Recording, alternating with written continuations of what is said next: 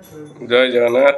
मु ज्योतिर्विद श्री नरेंद्र भोल आमर ये राशि नक्षत्र कार्यक्रम समस्त दर्शक मान शुभेच्छा शुभकामना। आज एप्रिल 4 तारिख शनिवार। आसन जाना आज दिन आपण मानकर किपरि कटिब।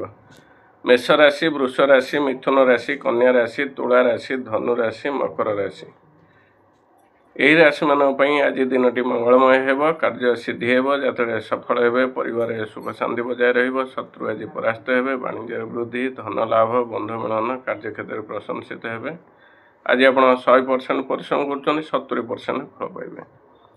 तापर आसवा कर्कट राशि, सिंह राशि, बिछा राशि, मीन राशि, कुंभ राशि यही राशि मानी आज दिन मंगलमय होना। कार्यहानि, यात्रा विफल, परिवार शांति, मनोमालिन्य, कार्यक्षेत्र कार्यचाप वृद्धि पाइब, शारीरिक पीड़ा पाइपारती, मानसिक दुश्चिंतार दिन कटिपे, शत्रु आज प्रबल हे, वाणिज्य हानि, द्रव्य नाश, धन नाश, कार्यक्षेत्र अपमानित हो पारती, जानवाहन चलाचल सतर्कता अवलम्बन करूँ। आज आप 100% परिश्रम कर 30% फल पाइबे। आमर राशि नक्षत्र कार्यक्रम ये शेष है। शेष कही रखुची आज पोटल खातु नहीं। जय जगन्नाथ।